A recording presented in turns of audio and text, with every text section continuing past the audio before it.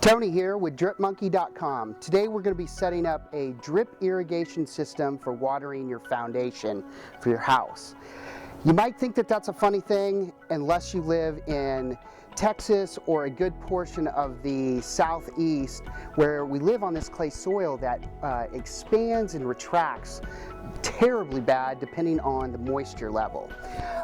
Foundation repairs for a house can cost a fortune. I think the very average foundation repair is about $9,000. So setting up this system not only saves you from the headache of doing the foundation, having the foundation repair work done, but it's also going to keep the house much more level, and setting up this system is going to keep the moisture level under your foundation very, very consistent. Lots of folks will use soaker hoses. The problem I have with soaker hoses is that the grand majority of the hoses, when you go to charge the hose bib, is all the pressure is at the beginning of the hose, and by the time you get to the end, you don't have any pressure out there, so it's very, very inconsistent.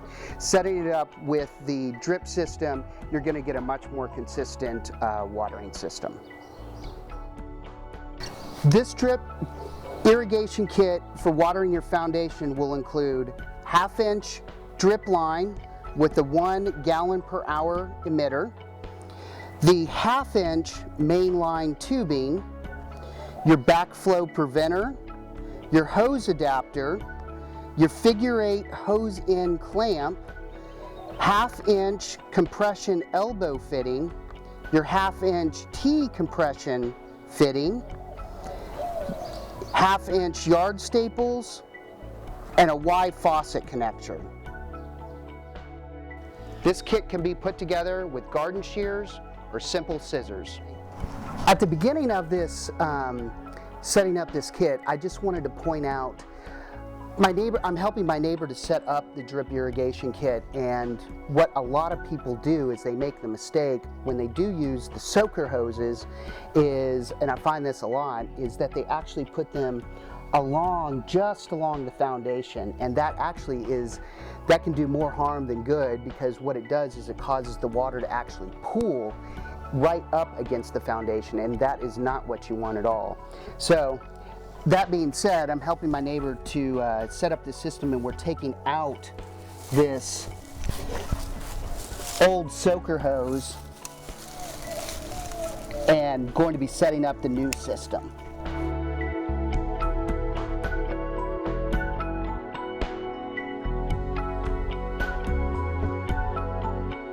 Okay, at this point in setting up the kit, you really need to figure out the length of the hose that you're going to be running.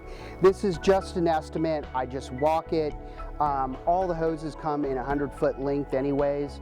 So at this point, I just go and walk the foundation and see what length I need to come up with.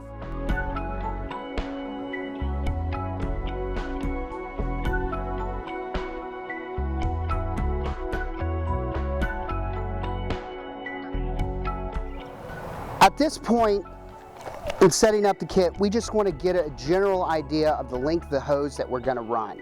So what I like to do is just open up the kit, open up the hoses, and just run the hose with a yard staple.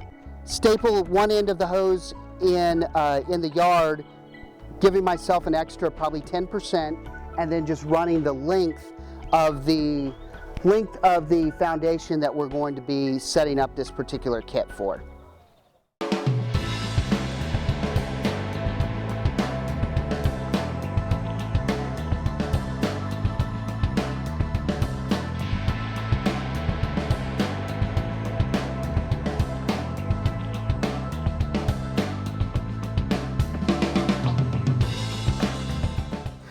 All right, at this point, at the hose bib, we're going to be setting up the backflow preventer, screwing that into the hose bib. What that does is it keeps any of the water that leaves the system getting contaminated and getting back into your drinking water. I like to set up a Y connector just because this is going to be a system that you're going to run pretty much during the whole dry season.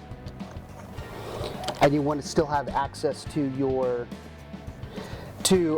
another line here. Connect that. And at this point, you're ready to connect your hose adapter to your mainline hose. It's a compression fitting, so all you do is you squeeze it on there and hook it up directly to the Y fitting. At this point, once your mainline hose is, you've run the length of it down to the actual ground where you're going to be connecting it to your drip line, cut the length that you want. And again, with another one of these compression fittings, this happens to be a 90-degree elbow, connect that.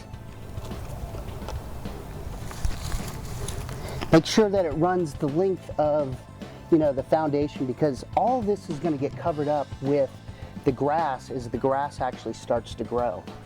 Now take your other mainline hose, the extra piece that you have, connect that to the other end of your 90-degree elbow. And at this point, you're ready to connect your main line to your drip line.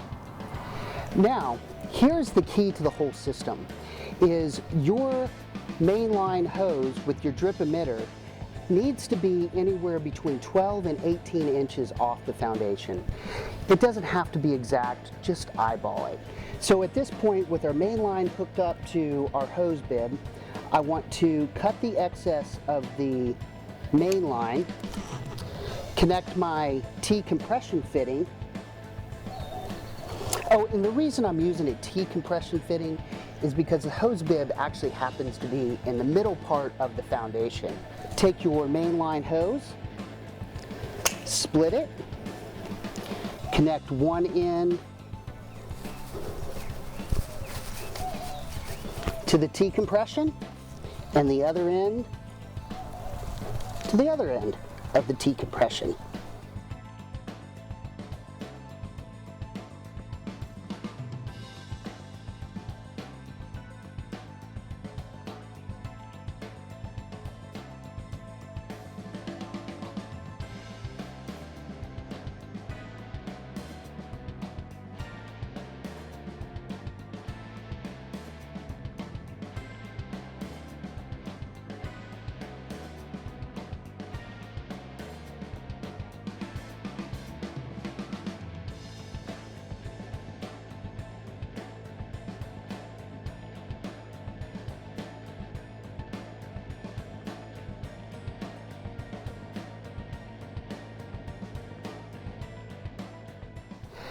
All right, at this point in the drip line, I've come to a corner, and I would prefer to come around the corner so I, again, get the full foundation soaked on this side of the house.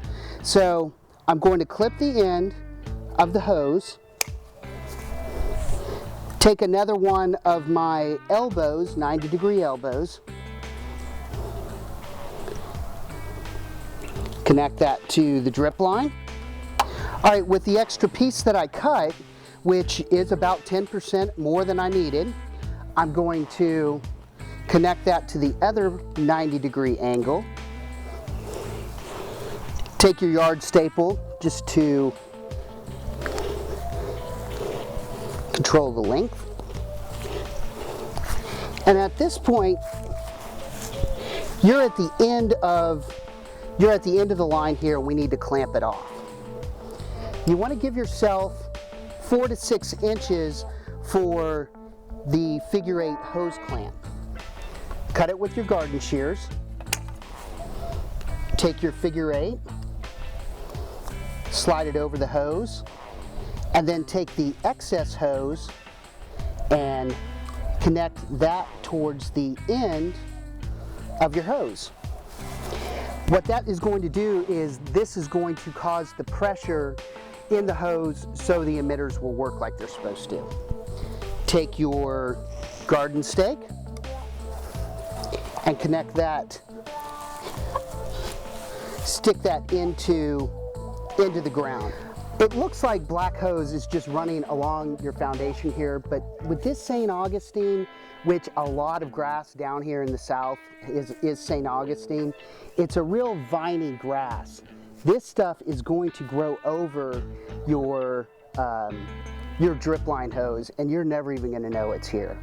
So once you've got everything stapled down, let's go ahead and pressurize the hose and just show you how the emitters actually work and how it's going to keep your foundation consistently watered and consistently keeping that moisture in the ground so your foundation isn't moving depending on the water content in the clay.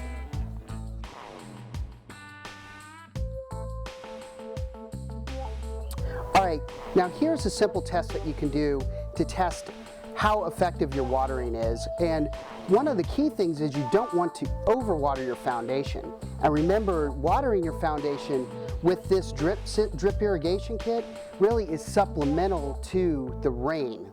So what you can do to test to see whether or not you need to keep watering your foundation more or less, or whether or not you're right on the money, is to take a longer screwdriver and see how easy it is for you to push it into the soil. That's relatively easy. If it comes back, if you can't push it in very easily at all, it means you need to be watering your foundation a little bit more.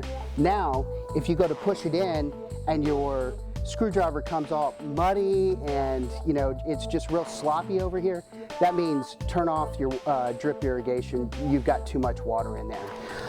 All right, now the other thing is with this drip irrigation system is you want to make it as easy on you as possible. So I've got a perfect example of a mechanical timer. You can get these with battery, digitally operated, and you can get this to water in the morning, in the afternoon. Again, it all depends on how much you're needing to water your foundation depending on how dry it's been. But this, I call it an egg timer. It's just a mechanical timer that you turn for however long you want, anywhere between 15 minutes up to 2 hours. Set that up. It's going to connect directly to your Y fitting. And at this point, you can keep your hose charged at all time too, because it's got a lock mechanism on it. And then take your hose adapter and connect that directly to your timer. And at this point, you don't want to overwater your foundation, so try and do as little as possible, but being as effective as possible. Try 15 minutes, maybe once a day. You may have to do 15 minutes twice a day. It all depends, and again, at that point, you could probably get a digital timer and set that to go off in the mornings and in the evenings. So I've got it set for 15 minutes. It's going to go for 15 minutes and then turn off on its own. You don't have to worry about it. One of the big advantages of using the drip line versus the soaker hose is even at the end of your drip line, you're still getting a very consistent flow. Whereas if you use a soaker hose, the grand majority of all that pressure comes at the beginning of the hose, and then by the time you get to the end of your hose, it's almost dead. So it's really not nearly as effective as a drip line. The other thing that I've got to mention is because the trees, some of the big trees, some of the big oak trees that we have down south have very, very deep roots. In the summertime, they're looking for that moisture. And what you have to do in conjunction of setting up a drip irrigation for your foundation is you've got to water your trees. Otherwise, your tree roots will get underneath your foundation and they're looking for that moisture. If you keep them watered and keep your foundation watered, you shouldn't have any problems whatsoever.